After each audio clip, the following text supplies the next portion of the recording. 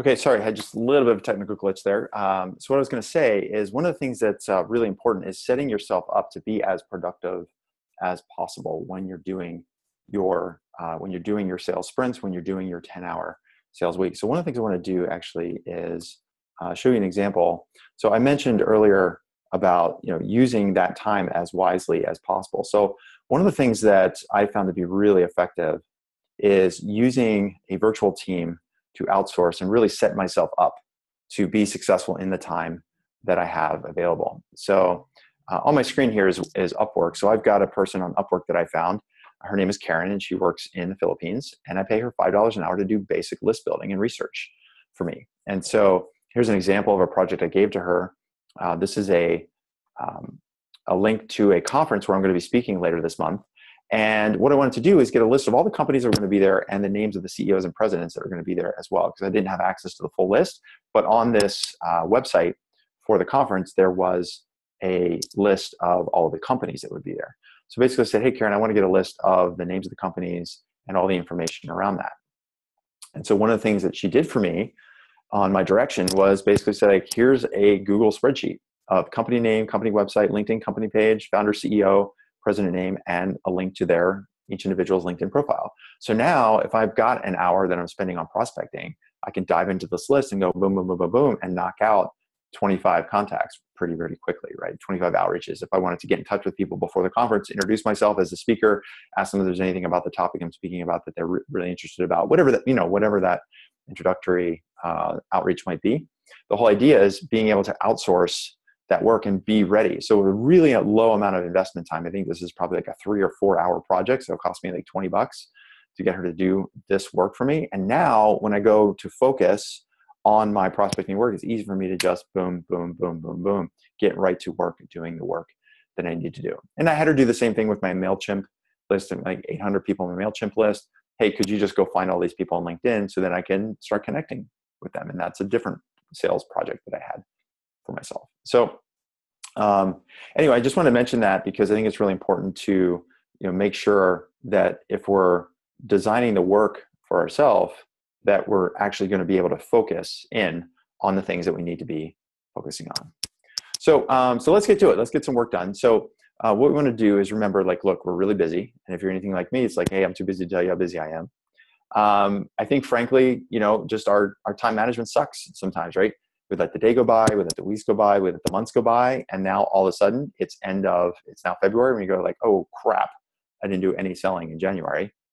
And I think the biggest challenge here is that we really just don't know how to start. And that's really what I designed the 10-hour sales week to be all about, is to give you a way to focus, a place to start, and what you should be doing every day. So now what we want to do is turn this back over to you and get you doing some work. So I mentioned these worksheets in the past. So you should see a worksheet like this. And let me just kind of share my screen. So behind me, I've got this kind of worksheet on a whiteboard. And so you see there's 10 blocks, 10 hours, and then there's a key here. So this, the pound sign is for prospecting. The plus sign is for pipeline. The dollar sign is for paying customers. And the check sign is for process. So if you've worked with me any period of time, you know that these are the key areas I'm always focusing on: prospecting, pipeline, paying customers. And if we do those 3 things really well, we get a really good, repeatable sales process. And so what we want to do is allocate our time across 10 hours based on where we are with our company. So if you are really early stage, you don't have any customers, well, you don't need to spend a whole lot of time on paying customers because you don't have any. So instead, you want to spend a lot more time on the prospecting side of things. But maybe you've already have a pretty good feel. You've got some inbound leads coming in. You've got white papers that go out. You have an email campaign. You're pretty good on the prospecting time, but your pipeline is kind of getting log jammed. You've got a lot of stalled deals. So that's a case where you want to kind of pull those through, make them paying customers. And so you want to allocate more time during the week to your pipeline.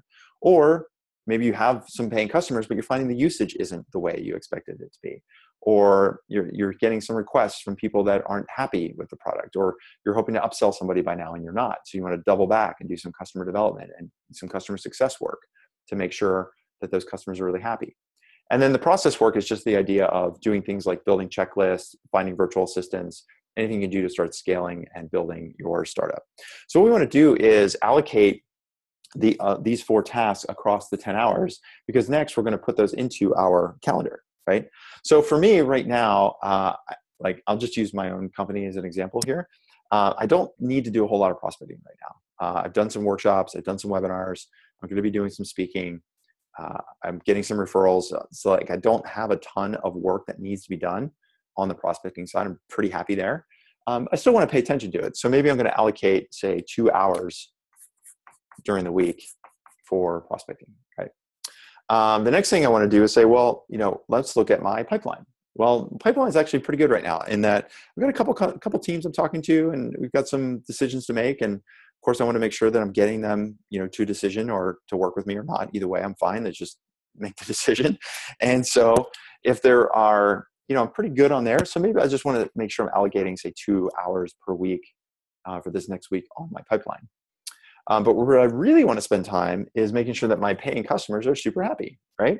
So in this case, working with clients, going back to them, doing some one-on-one time, making sure they have all the resources they need, asking them for any help, asking them what help they might need, whatever that is. So I'm going to spend a bulk of my time on these paying customers. And then I always want to spend about 2 hours a week working on process. What can I outsource? What checklist can I build? What kind of list can I have built by people like Karen, whatever that is. So once I've allocated those 10 hours, then I can start to put this into my schedule. So let me just pause there. I know some of you are already starting to work. What I want you to do is think about, for your startup, based on where you are, if you had 10 hours to allocate across these 4 tasks, how would you allocate those? So I can see a lot of you are working diligently. So go ahead and knock that out while I take another sip of coffee.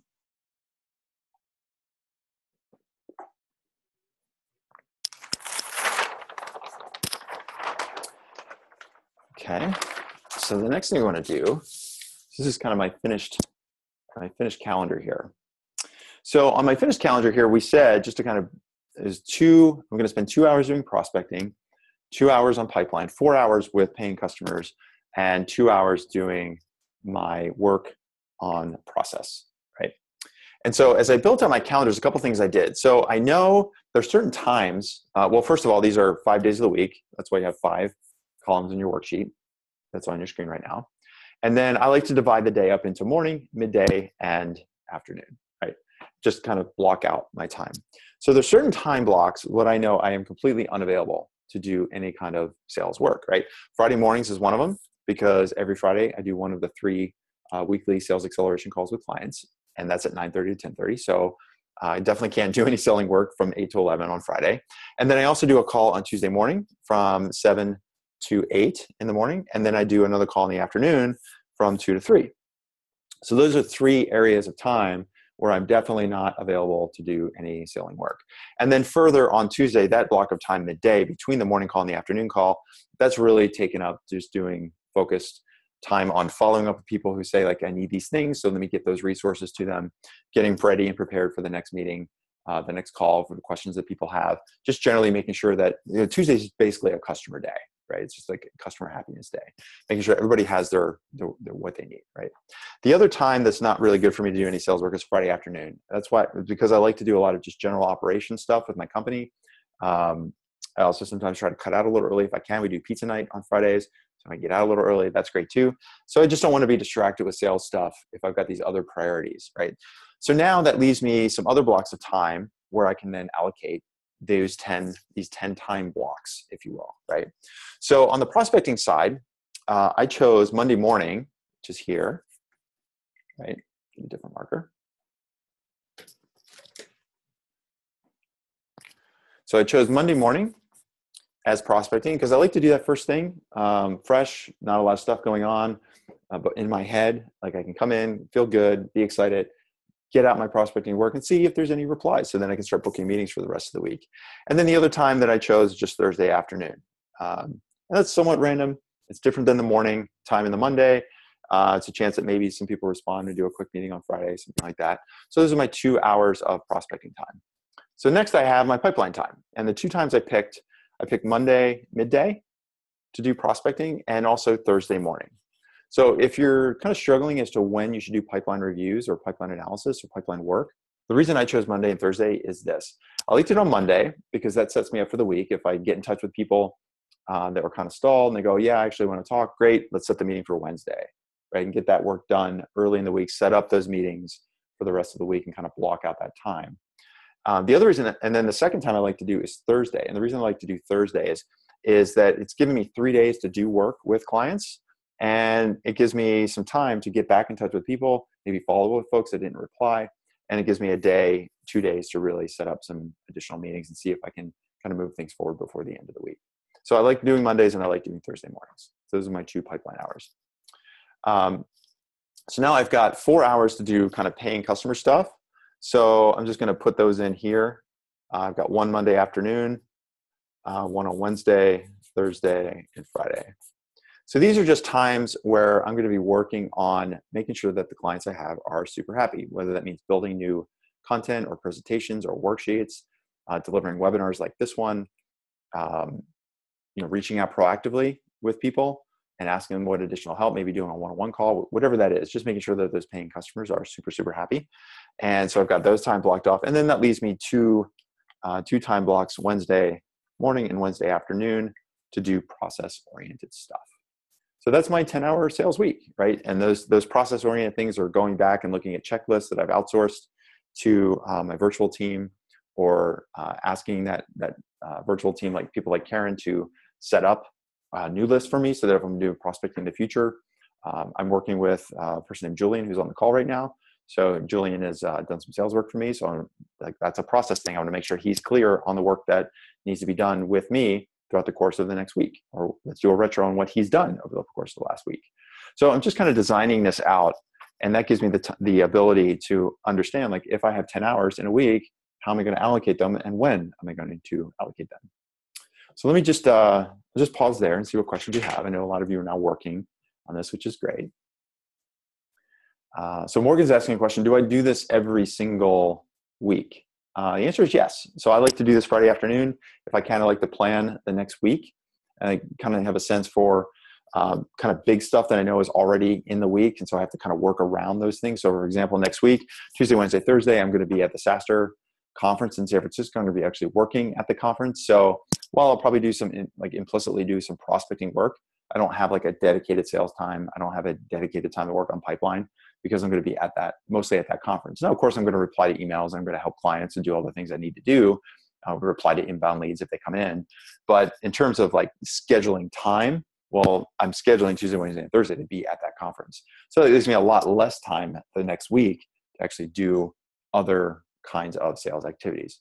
But to answer your question, Morgan, yes, I'm basically doing this every single week to make sure that I am booking in that time with myself.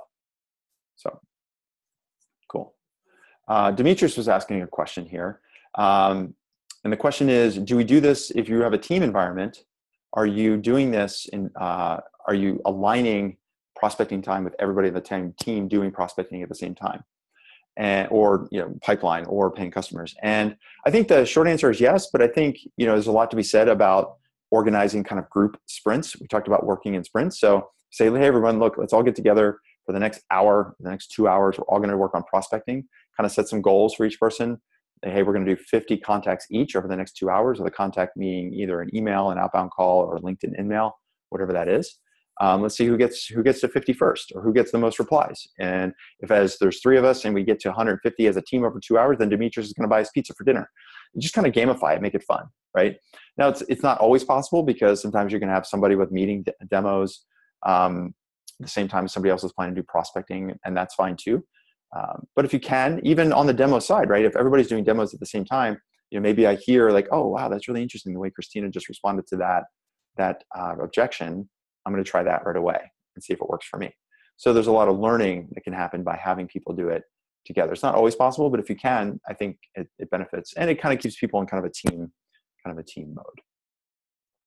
So cool. What other questions do we have? Are we good? Feeling good on this? Check here.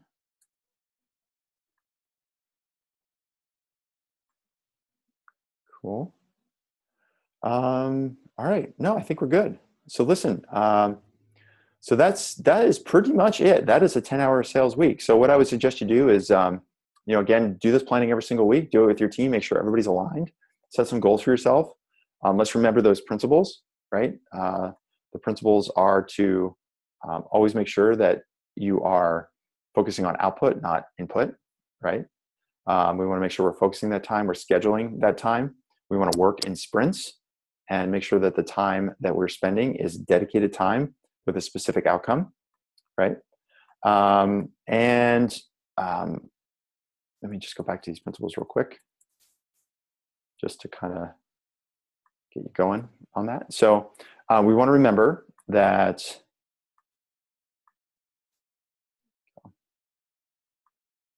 yeah, here we go. So first principle, one small step. You can't solve all of your sales problems in 10 hours. Better to do 10 good hours than no hours at all, or to do 40 hours really, really busy, but not getting any output for it. So just focusing on doing a little bit, doing it well, and then move on to the next thing.